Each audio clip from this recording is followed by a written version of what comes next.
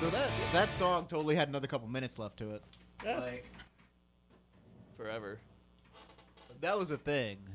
That was gonna become a long thing.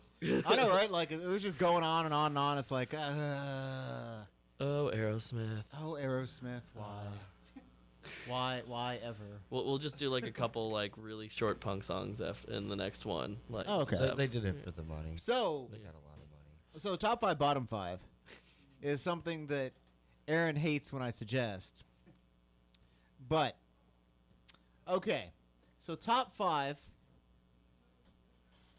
rap groups. Rap groups. Yeah. Yeah, I'm not gonna throw you an easy one because no. Yeah. Right, well, I probably have to definitely have Snoop Dogg, Yeah. Dr. Dre, Yeah. Jay-Z. I'm a big Outkast fan, and I don't really have a fifth one if anyone else wants to jump in. I mean, personally, I'm really into Childish Gambino and Kendrick Lamar. Like, they're good. And then, and then She's got nothing. Oh come on. To- I really don't. Tony's kind of covered a lot of the other ones I would have. I'd throw NWA in there though too. Yeah, you know, my buddy Jen keeps trying to get me to listen to all this rap. She sends me Spotify songs, and I'm just like, Hey man, listen to my Bandcamp. My bottom, I would say, newer, the I'm gonna go with Snow from the '90s, followed by Vanilla Ice. Yeah. Followed by Oh come on, MC not Hammer. the easy ones, dude. newer Kanye West. Like, I liked some of his older, but newer Kanye West, I can't really get on board with some of that personally. And then Lil Wayne's on my bottom 5, personally. I there's a couple of his songs where I've really dug him, but for the most part, it's his rhymes. I can't do it. They're just horrible. Huh? They're just not up to par with some of his contemporaries. Hmm. I don't know about bottom. I don't have a lot of like hip hop artists because I don't listen to enough hip hop to really find people I don't like. I kind of just stick to what I actually like and. Oh yeah, that was kind of the. Yeah, I don't really have a bottom 5 because I don't listen to anything that I don't I like. don't really like Chris Brown just because he's a Just on morals. He's a D, yeah. yeah. Like just basically, That's this is a as horrible far as human I be- can yeah. go with this conversation. Yeah.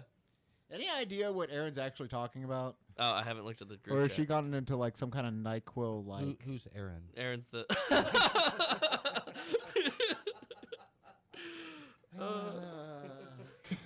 God. Oh, Has she God. gone into some kind of like Nyquil coma kind of thing? No, she's here? just commenting on what we're doing, I think. play Bedrock. I don't know what Bedrock? Bedrock is. Yeah, like who? What?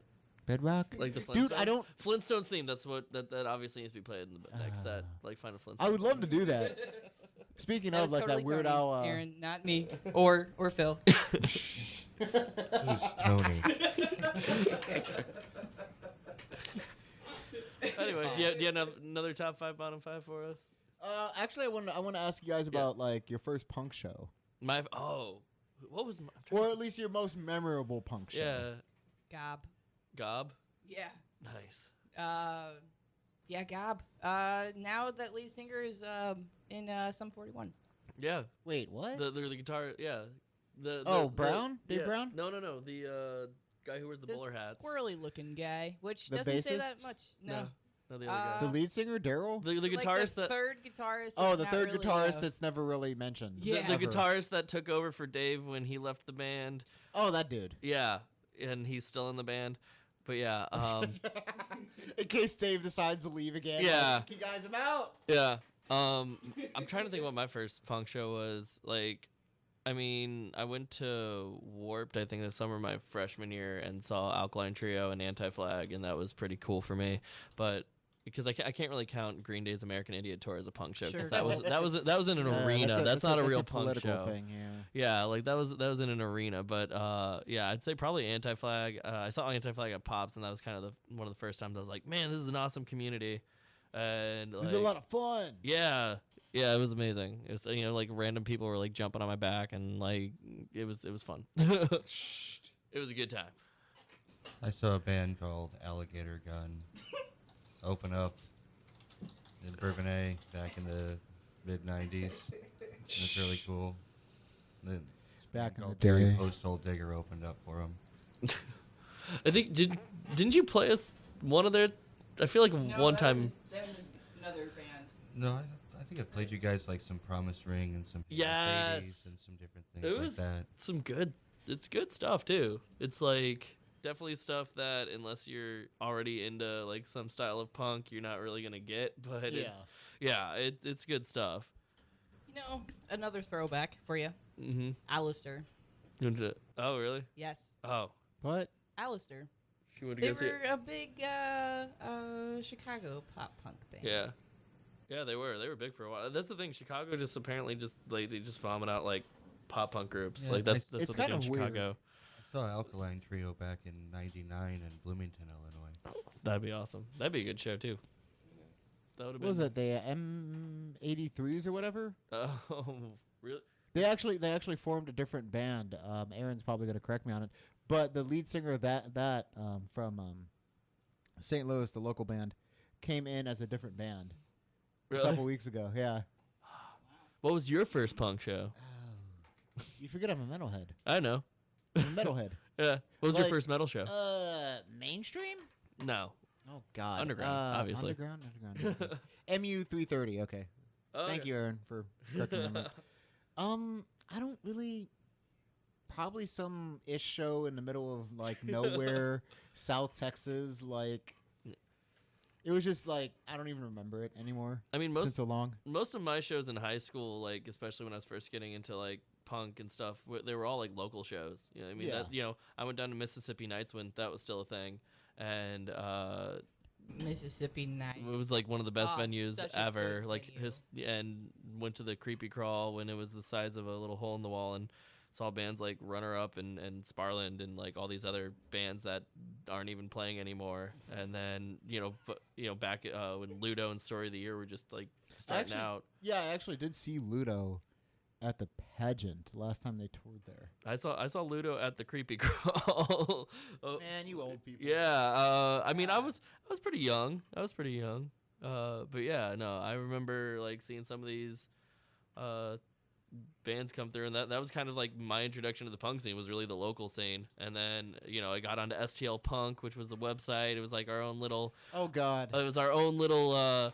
Wait for Erin to hear that. it was- It'll blow up. It Yeah. was the St. Louis MySpace. It was the St. Louis Yeah. MySpace, and I was on there all the time, and I thought it was so cool because I was in middle school. I was like in 7th grade, like right at its peak, and then it started to die down my like sophomore, junior year of high school, and I was on that. I thought I was so cool, and that's how I found out about punk music most of the time. And I mean, I'd never heard a post-hardcore band up until that point, and then Novella and bands like that came out onto the scene, and I was just like, "What is this stuff? It's so noisy and loud." Like, What is this loudness?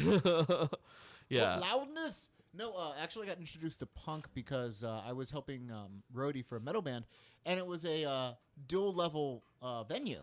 So upstairs would be the metal bands, and downstairs would be the punk bands. Oh, really? And if you had access to one, you had access to the other. So like a bunch of us metalheads would go and chill out with all the punk rockers, and then vice versa. So it was kind of like, Oh, that's so cool. you got to see these interesting sets with electric bass guitar, electric stand-up basses, and all kinds of other. There was an amazing, I want to say back in like 2000, like maybe in like 2006, 2005, 2006, there was this band called Brutally Frank. They were from Farmington, Missouri, and they had a stand-up bass player. They played what they called punkabilly. And Yeah. it was just one of the like coolest. They played the local stage at Warped Tour one year, and their bassist would like get up and stand on the bass, and it was just this like they were all like really like gothic like kids, just decked out, and all their songs were about really weird. Like there was one song about how they can live without a liver and like live without their organs and harvesting people's. It was amazing. I don't though. think I could live without a liver. It was no, you'd be dead by now. You'd have been dead at 2 p.m. today. Probably before that. But yeah, no, they were. Yeah. Oh man, Erin just commented saying Okay, there's so one person who could. a quick aside. Yeah. Well, I mean, you got 2 songs in. Yeah, we can do one more. If it's really, really quick, because it's almost 6. Okay. Yeah. We can push one more out for you. We're- Okay, so we're gonna take a really, really quick break. We're gonna play one of those songs. off of my thing, and then we're gonna come back, play a song, and I'm gonna push a couple things, and we gotta get out of here. Yep. Okay. Yeah. So All right. we're blaming the drummer's wife. All right. Cool. Yeah.